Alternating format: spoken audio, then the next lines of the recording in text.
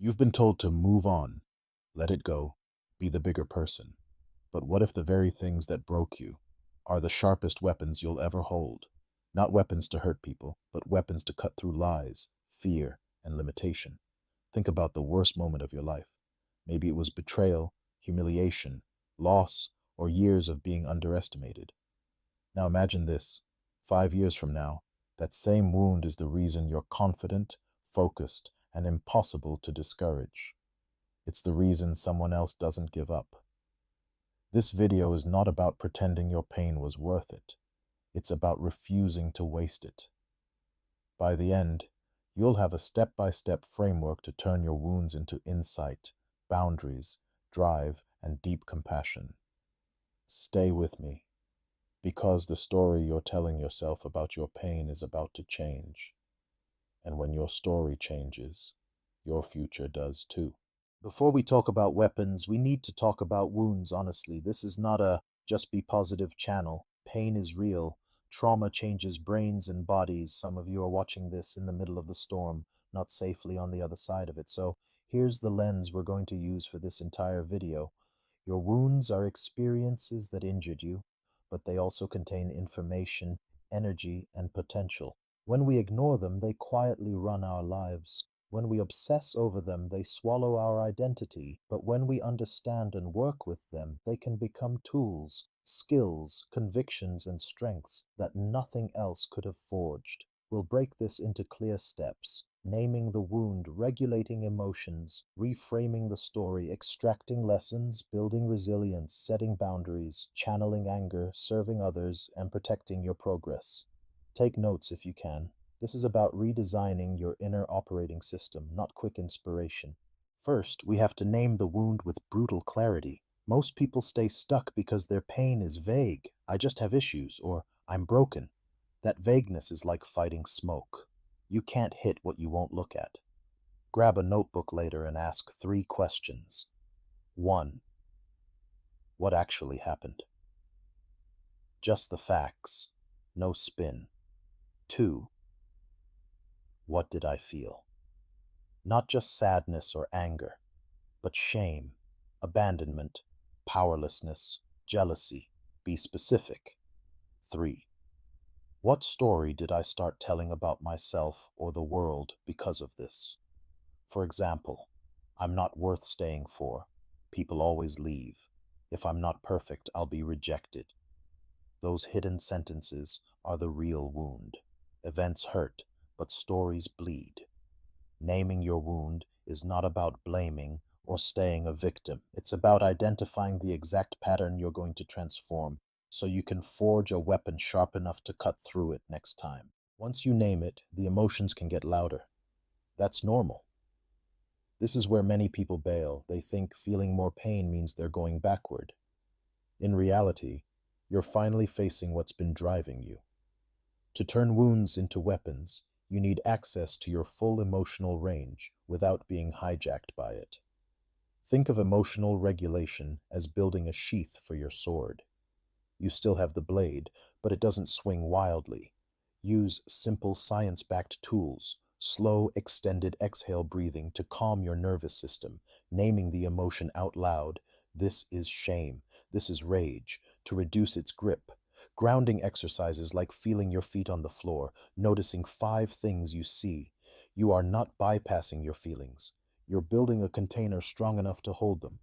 Power doesn't come from suppressing pain. It comes from learning to feel it fully, without letting it choose your next move. Now we move from what happened to me to what I make it mean. This is the pivot from wound to weapon. Reframing is not lying to yourself.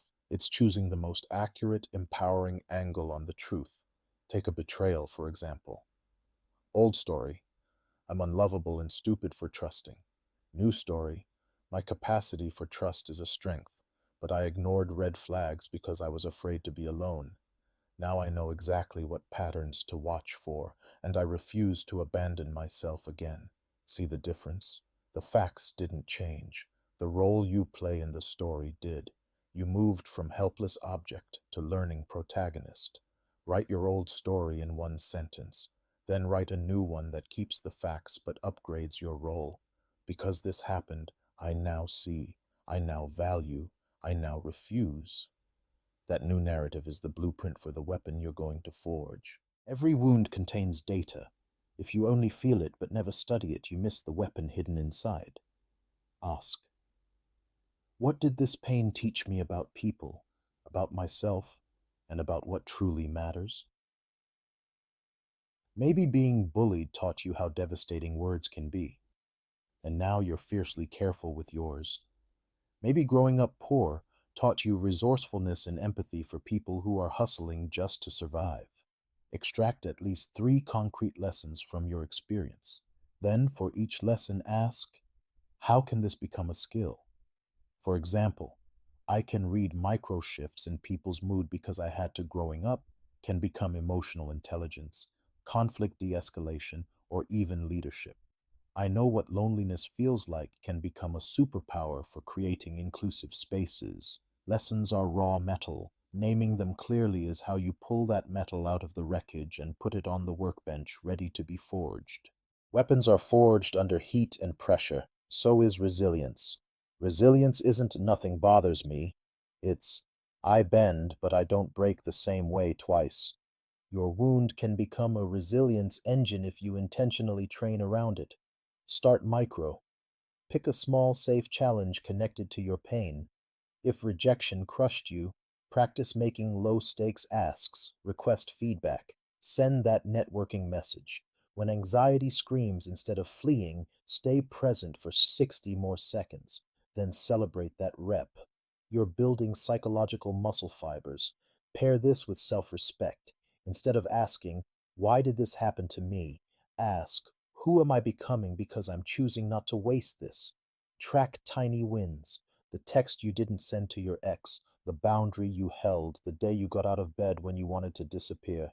Each rep is hammering steel, tempering you. Resilience means your future self can stand where your past self collapsed. Many wounds come from having no boundaries, or having them violated repeatedly.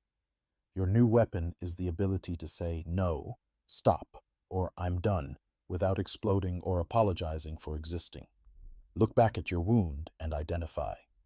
Where did I abandon myself to keep the peace, to be chosen, or to avoid conflict? That's your boundary map. For each pattern, write a clear boundary sentence in advance. If someone mocks my feelings, I will end the conversation. I do not explain my no more than once. Boundaries are not walls to keep the world out. They're fences with gates that you control. They protect the healing that's happening inside. You'll be tempted to see them as selfish. They're not. Healthy boundaries are how your wound stops repeating.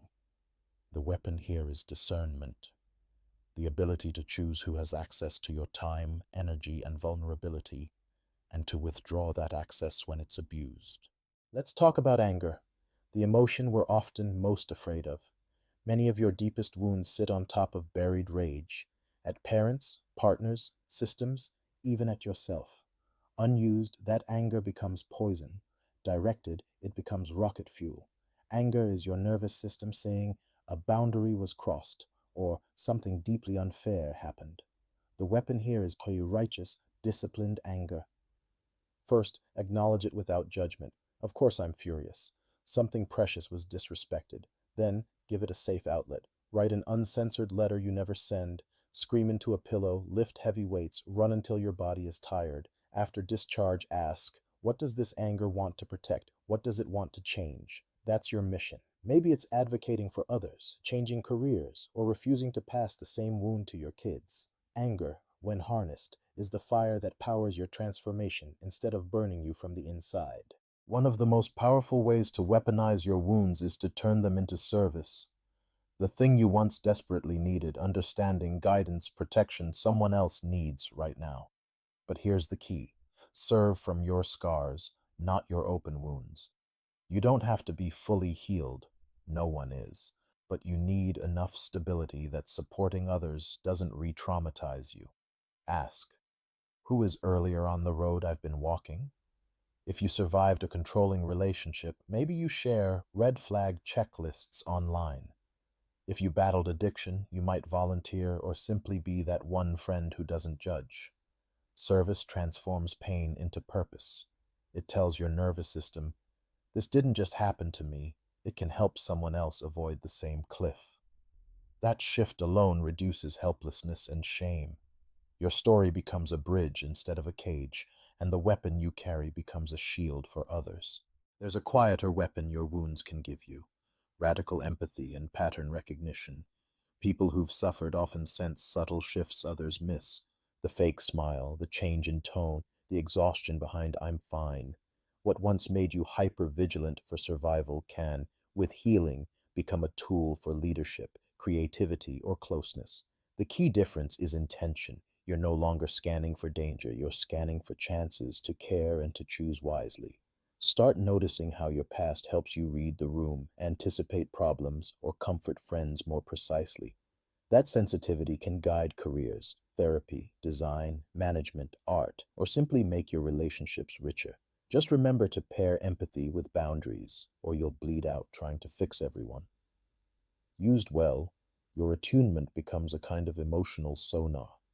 You detect storms early, steer around them, or help others navigate through, all because you once learned to survive in rough waters.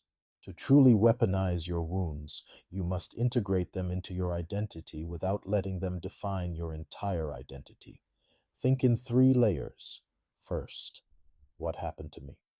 That's your history. Second, what I did with it. That's your agency. Third, who I am beyond it. That's your essence.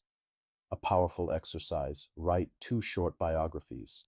Version 1, if your wound is the main character. Version 2, if your wound is just one chapter that shaped your courage, values, and direction. Read them out loud. Feel the difference in your body.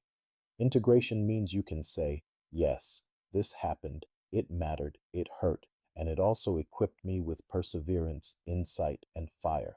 You're not erasing the past or living in it, you're absorbing it into a larger, richer story.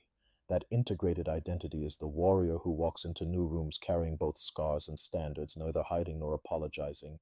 Every weapon needs maintenance. The work isn't one breakthrough and done. It's habits that reinforce who you're becoming. Design a simple wound-to-weapon routine. Daily, one regulation practice: breathing, journaling, or movement, to keep your nervous system from slipping back into old threat modes. Weekly, one action that honors your new story: setting a boundary, pursuing a goal you used to feel unworthy of, or sharing something that might help someone else. Monthly, review your old wound story and your new one. Ask, where did I live from the old script? Where did I live from the new? Adjust. Also, protect your environment. Weapons rust in neglectful, corrosive spaces. Limit exposure to people, content, or habits that drag you back into self-betrayal. Curate mentors, friends, and inputs that speak to your future, not your worst moment. Maintenance isn't glamorous, but it's how your weapons stay sharp and your heart stays soft. Let's pull this together. You learned that wounds aren't just events. They're the stories and patterns built around those events. When unnamed, they secretly run your life. When faced, they become raw material. You started by slightly naming the wound and the story it created. You learned to regulate emotions so you can hold your pain without being consumed. You both reframed the narrative, moving from helpless to learning protagonist. You extracted lessons, turning them into skills, and built resilience. One tiny rep at a time, you forged boundaries, harnessed anger as fuel instead of poison, and began to see how your story can serve others. Your sensitivity became strategic, empathy, and you practiced integrating your past into, not over, your identity. Finally, you designed ongoing maintenance, so your weapons stay sharp. The through line: you are no longer just the person something happened to. You're the person deciding what it will mean. Now it's your turn to move from insight to action. Don't just nod and click away. Tonight, do 3 concrete things. 1. Write down one wound that still shapes your decisions. Underneath it, write the old story you've been telling, and then craft a new story that keeps the facts but upgrades your role. 2. Choose one boundary you will start practicing this week, even if your voice shakes. Script the exact words you'll use. 3. Find one person you can serve from your scars, even in a tiny way.